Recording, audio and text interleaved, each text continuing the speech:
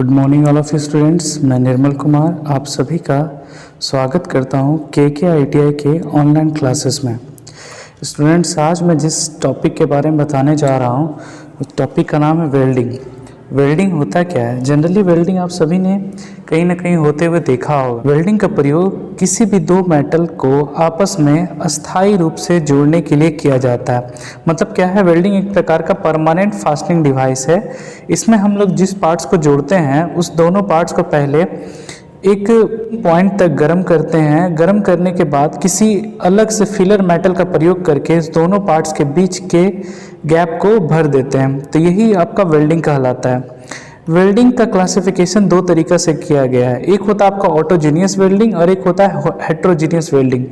Autogenous welding क्या होता है? जैसे कि आप लोगों को लिखा हुआ दिख रहा होगा, ऑटोजीनियस वेल्डिंग क्या है कि जब हम किसी दो मेटल पर वेल्डिंग करते हैं, दोनों मेटल अगर एक ही धातु का हो तो उसको वेल्डिंग करने के लिए जिस फिलर रड का यूज़ करते हैं, मतलब जिस रड से हमको उस दोनों पार्ट्स को जोड़ना हो वो भी एक ही मेटल का रहेगा, तो इस प्रकार का वेल्डिंग ऑटोजीनियस वेल्डिंग कहलाता है। दूसरा आपका है हेट्रोजीनियस वेल्डिंग।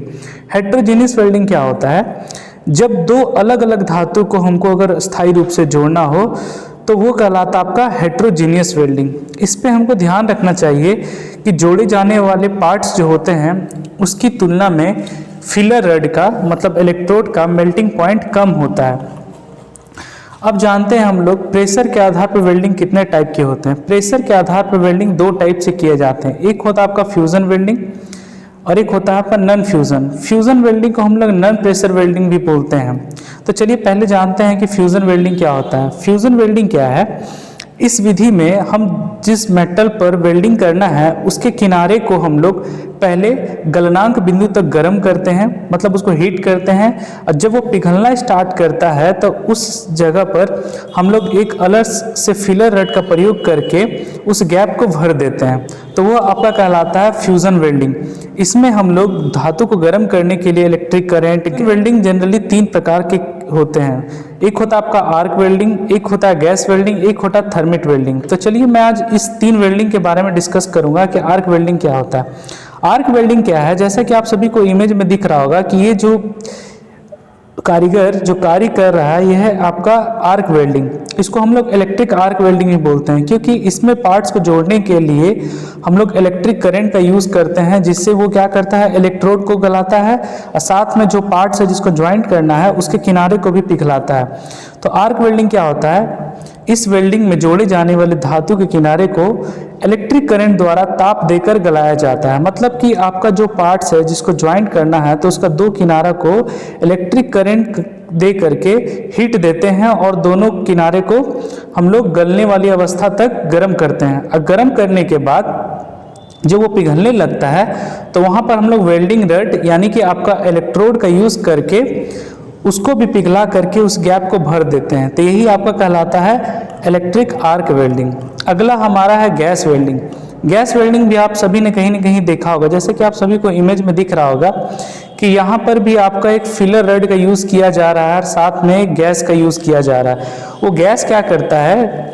गैस क्या करता है, उसका तापमान बहुत अधिक होता है। वो जो इलेक्ट्रोड है जिसको हम लोग पिघला के पार्ट्स गैप को भरना है उसको वो गलाने का कार्य करता है, साथ में वो जॉब के किनारे को भी गलाने का कार्य करता है।